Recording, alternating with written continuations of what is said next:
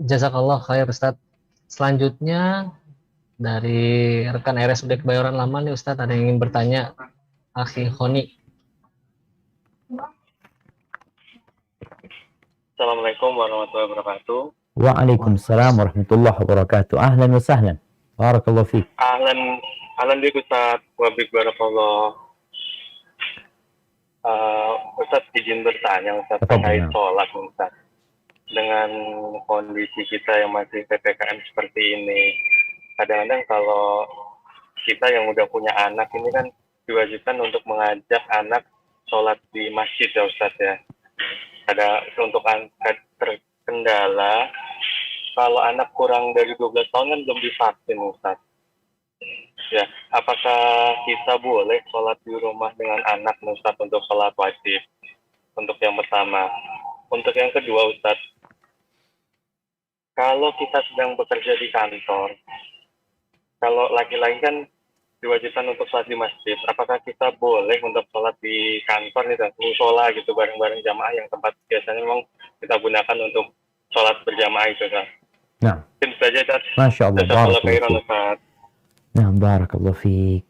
Subhanallah jamaah. Ya, sepertinya Jakarta udah zona hijau. Betul kayak gitu? Alhamdulillah. Udah berapa hari sih kita nih udah kosong pasti. Udah hijau, Masya Allah. Berarti udah nggak ada masalah ke masjid kan? Ada beberapa masjid yang masih menerapkan prokes ya Ustaz. Oh, kalau prokes iya. Siap kok gitu. Nah, wahibati fillah. Yang pertama, kita tahu panggilan Allah Azza wa Jal, hayya ala salah, hayya ala salah, hayya ala falah, hayya ala falah.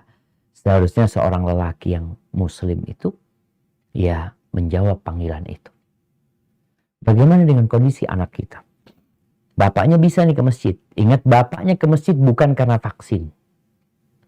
Karena yang Anda takutkan berarti kalau nggak vaksin nggak ke masjid. Itu aturan pemerintah untuk urusan mall ya. Memang kalau nggak salah kemarin Ana ke BSD itu, anak-anak mau ke mall, mau beli sesuatu nggak boleh karena nggak punya surat vaksin dan juga nggak punya bukti swab mereka negatif. Jadi kalau bicara ke masjid, kalau memang prokes, insya Allah nggak ada masalah anak-anak ikut bapaknya. Walaupun sedang PPKM. Asalkan tadi anaknya pakai masker, kecuali ada anak-anak ini yang kalau sholat dia kabur kemana-mana. Lari sana, lari sini. Maka lebih baik di rumah buat anak-anak itu karena kondisinya seperti ini.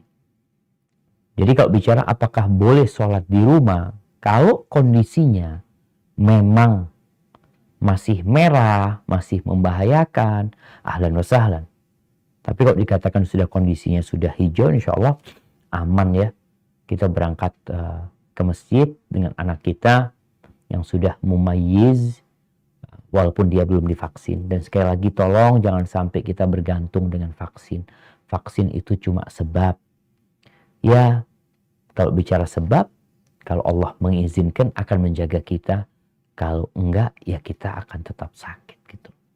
Sebagian orang berharap, iya Ustaz, tapi kan harapannya kalau terpapar itu lebih tahan lah seperti itu. Yaitu sebab. Tapi tetap kita bergantung kepada Allah SWT. Adapun berkaitan dengan teman-teman yang di rumah sakit, bagaimana untuk sholat berjamaahnya? Sholat berjamaah nggak harus ke masjid. Tapi di tempat yang memang dilaksanakan sholat berjamaah.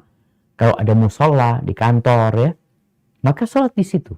Karena itu sudah menjadi tempat sholat yang di antara kekhususan buat umat Nabi Muhammad SAW itu waju'ilat liyal ardu masjidan wa tahur. Dan bumi dijadikan buat aku masjid, tempat untuk sholat. Dan tempat yang suci atau tempat untuk bersuci.